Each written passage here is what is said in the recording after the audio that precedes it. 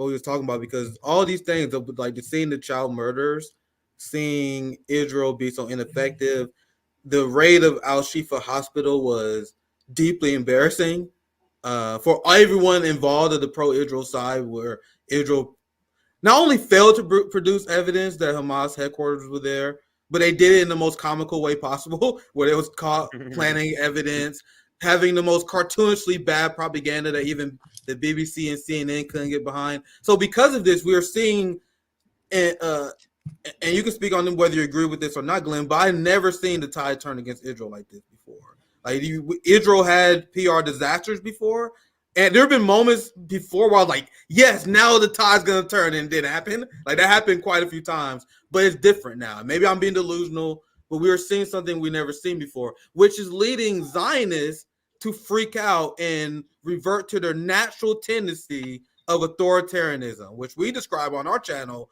The natural tendencies of capitalists, a Western chauvinist, and they believe in rights when everything goes well. When you go along with the wars, when profits are high, when morale of the country is high, then you get the rights. But the second you start speaking out against the wars, then all of a sudden you see the rights are temporary. So I don't know if you saw this, Glenn, but Chuck Schumer is giving a very important speech today. He's giving a speech because anti-Semitism is on the rise, and anti-Semitism is a crisis now, Glenn. It's a crisis in this country. And so this is what Chuck says. Anti-Semitism is a crisis in this country. As the highest ranking Jewish elected official, I feel compelled to speak about it. I'll be giving so brave. I'll be giving a major address on it tomorrow. And Glenn, I want to get your general thoughts on this because I've been like a media watchdog.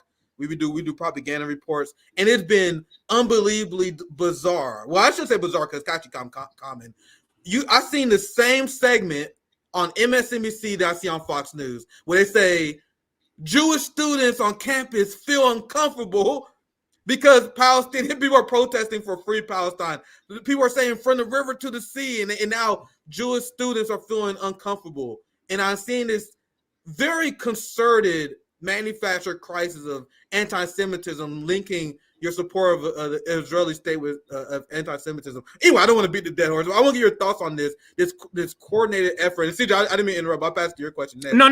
Go ahead. This coordinated effort to use anti-Semitism, and a lot of the people on the right engaging in this as well, to silence and dissent and free speech. I want to get your general thoughts on that, and then we can move to CJ. Yeah, I mean, what you guys both were just saying about the intent of this war.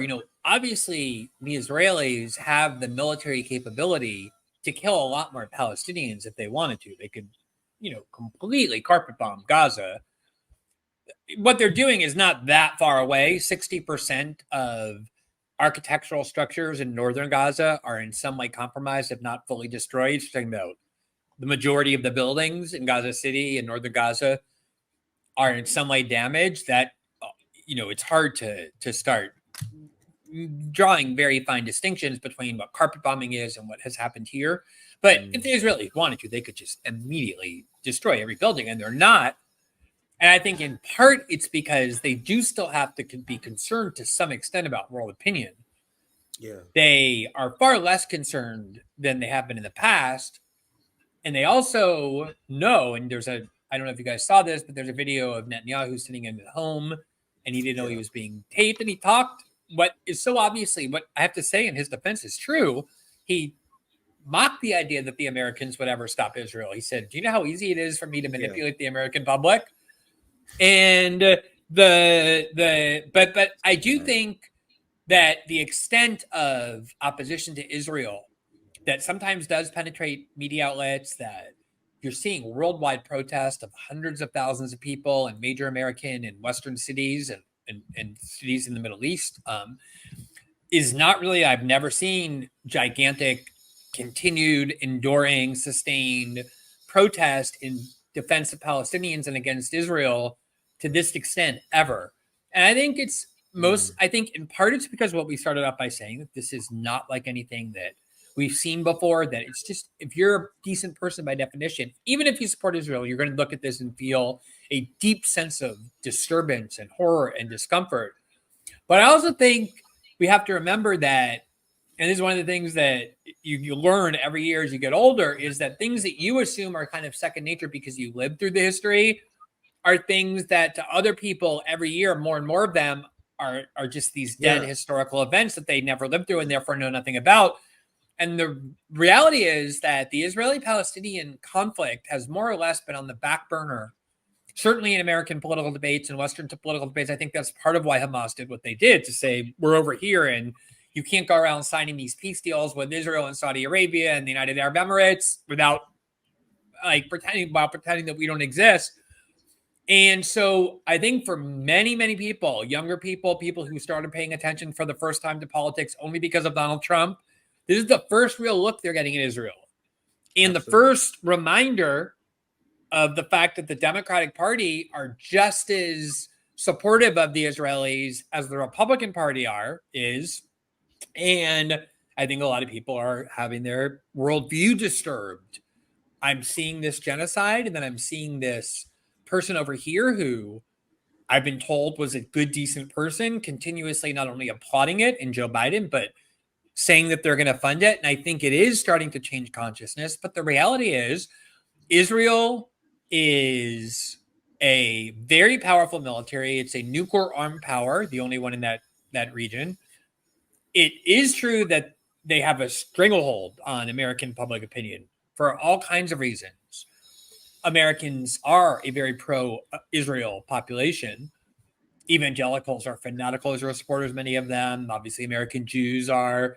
And then you add on to that this kind of, and the national security state, but you add on to that this narrative about the status of Jews throughout history, which there's a lot of truth to, that historically Jews have been one of the most persecuted people in all throughout the world. This is something that every Jew is taught, and that we need Israel because if things go wrong again in the country we're living to, we have to have a safe place we can go to. And there is an element of truth to that. But there's also a big element of truth to the fact that Israel is no longer the victim, nor are American Jews a victim group. And every time American political leaders want to seize more power over how they can imprison people, how they can spy on people, how they can control speech, they need to seize on a crisis. Yeah. Obviously, that happened after 9/11. It happened in the COVID pandemic. It happened with the January 6th riot. It happened with the war in Ukraine, with the 2020 election. Each one of these is seized upon to say we need greater and greater powers. And this idea that now American Jews are somehow uniquely endangered, even though American Jews, I think probably the United States is the best place for Jews to live in of any country in history. Of course, this is a fabricated crisis, that Jews can't walk outside safely, that, there are few groups I'd rather be, if I had to pick and choose, than an American Jew. Glenn, I listened to their argument.